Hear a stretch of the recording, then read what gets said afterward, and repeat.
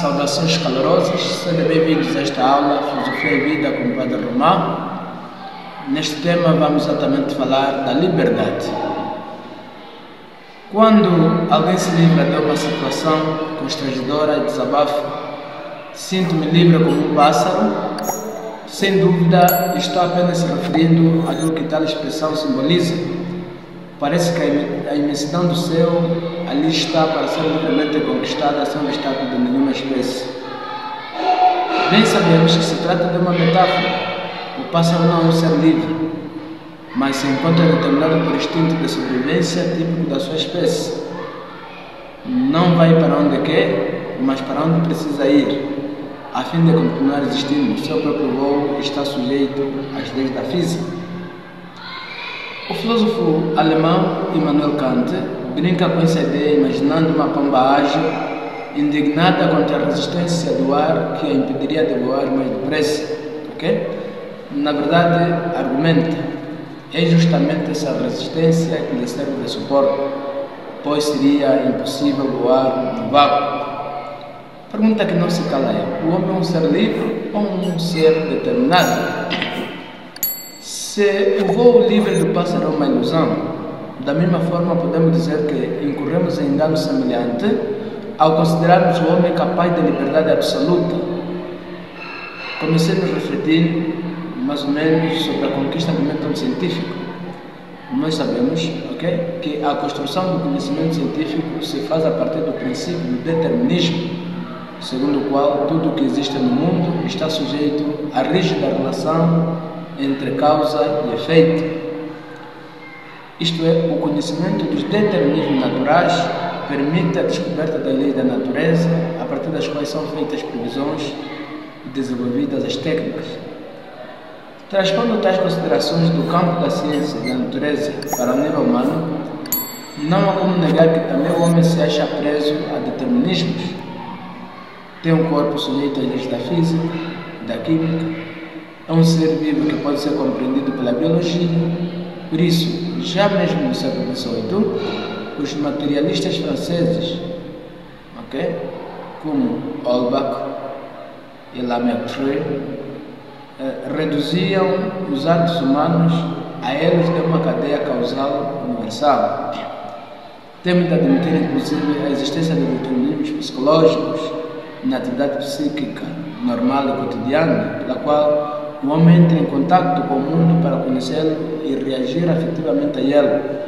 Por exemplo, se nos preocupamos com o método de ensino, é preciso antes compreender os mecanismos de inteligências humanas, tais como memória, invenção, intuição, abstração e assim por diante. Por isso, a aprendizagem da aritmética era tão penosa antigamente, desconhecendo-se que o pensamento infantil ainda é concreto. Exigia-se da criança o uso de raciocínio abstrato, cujo desenvolvimento só acontece a partir da adolescência. Watt e Skinner, psicólogos contemporâneos pertencentes à corrente comportamentalista, consideram que o homem tem a ilusão de que é livre, quando na verdade apenas desconhece as causas que agem sobre ele. Com o desenvolvimento da ciência do comportamento, seria possível conhecer de tal forma as motivações que daria para prever e, portanto, planejar o comportamento humano. Aliás, esse é o tema de um dos romances de Skinner, onde uma equipe de cientistas de comportamento dirige uma cidade utópica. Pode exatamente consultar este grande psicólogo. Além de todos esses aspectos determinantes, podemos acrescentar os determinismos culturais, como, ao nascer, o homem se encontra em um mundo já constituído, recebendo como herança a moral, a religião, a organização social e política, a língua, enfim, os costumes que nós escolhemos e que de certa forma determinam a sua maneira de sentir e pensar. Por isso, no século XIX, o filósofo francês Taine, discípulo de Auguste Comte, considerava que o homem não é livre, mas determinado pelo momento, pelo meio e pela raça. Essa concepção influenciou bastante os intelectuais do século XIX e a literatura naturalista é uma expressão de tal concepção. Basta lermos o Cortiço e o Mulato de Aloysio de Azevedo para identificarmos as forças incontornáveis do meio e da raça agindo de forma inexorável no comportamento das pessoas. Quais são, afinal, as condições para sermos livres? Para os deterministas, tudo tem uma causa, inclusive a ação humana. Podemos até não conhecer tais causas, mas elas existem. Levar essas conclusões até as últimas consequências é admitir também que o homem não é livre. Okay? Sabemos que os deterministas também têm os seus exageros. Afinal, o homem é livre ou determinado? Não há como negar os determinismos que agem sobre o homem. Por exemplo, tenho vontade de nadar, me encontro no âmbito, tenho de me banhar no mar. O âmbito não tem mar, estou limitado. Sinto vontade de voar, não posso porque não tenho asas. Okay? Portanto, o homem está situado no tempo e no espaço, tendo recebido uma herança cultural específica. Mas o homem não é apenas essa situação dada pela natureza, é também a consciência dos determinismos. Isso significa que ao tomar conhecimento das causas que agem sobre ele, é capaz de realizar uma ação transformadora a partir de um projeto de ação. Deixa de ser passivo e passa a ser atuante. Estamos rejeitando qualquer discussão puramente teórica a respeito da liberdade, ok? O que levaria a abstrações temporais. É na ação, é na prática que se constrói a liberdade. A partir dos desafios que os problemas do seu existir apresentam ao homem. Tais soluções não resultam de alternativas dadas para serem escolhidas, mas supõem imaginação criadora e visão, então chamada artes da razão. Há um velho ditado indiano que diz: onde quer que o homem ponha o pé, pisa sempre sem caminhos. Onde quer que o homem ponha o pé, pisa sempre sem caminhos, sem como numeral. Né? O homem, enquanto ser consciente, é capaz de reconhecer as forças que agem sobre ele. Esse conhecimento torna-lhe possível o exercício da vontade presente em sua ação transformadora sobre a natureza. O filósofo francês Alain dá o exemplo do barco à vela. Quando era pequeno e antes que tivesse visto o mar, acreditava que os barcos iam sempre para onde o vento os empurrava.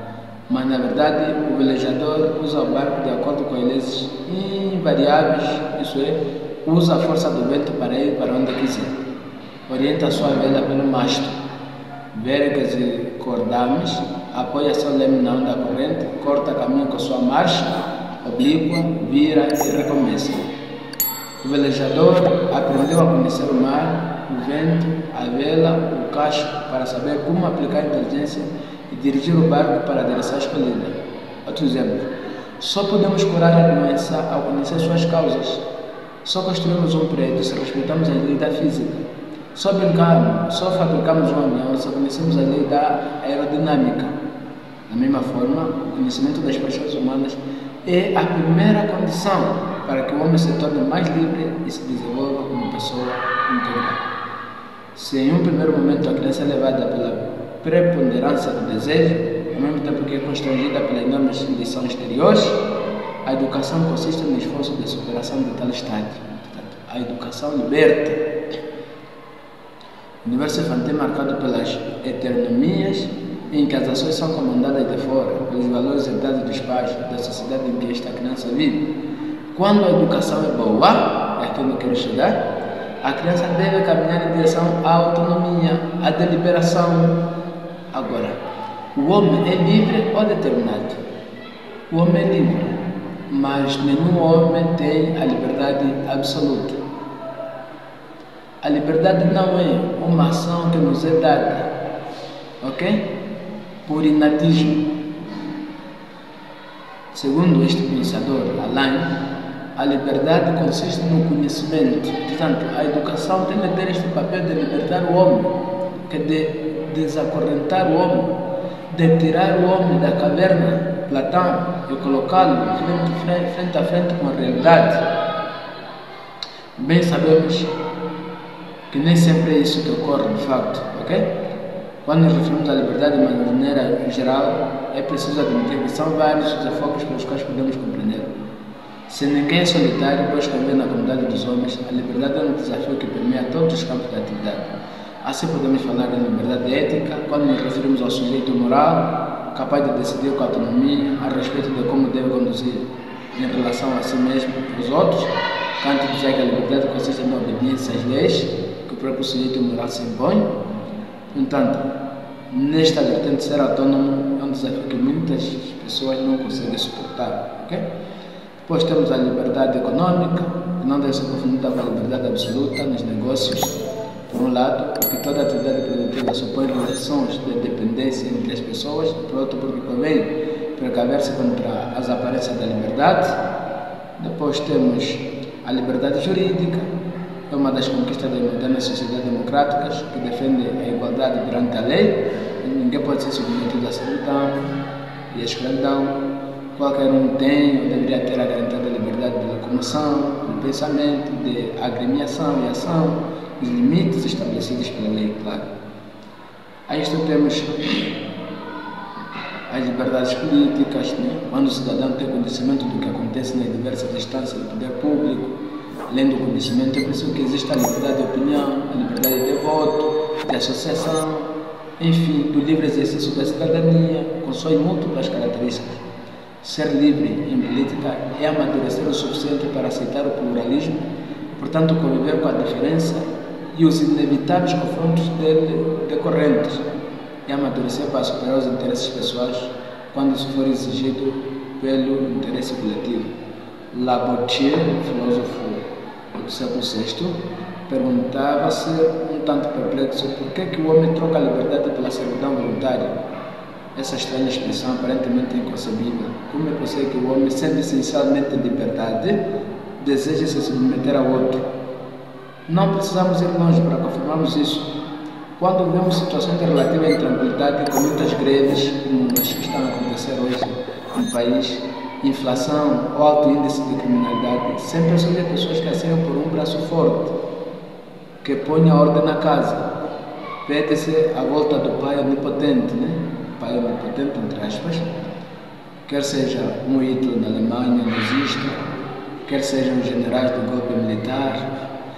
Todos esses tipos de liberdade a que nos referimos são abordados, okay, com maior enfoque aqui, para dizer exatamente que a situação, a questão, a problemática da liberdade não é uma problemática concluída. Por isso, terminamos por aqui, com a promessa de darmos continuidade no outro vídeo. Obrigado. O homem é livre, mas não tem a liberdade absoluta. A sua liberdade está condicionada, a sua liberdade tem limitações. Obrigado.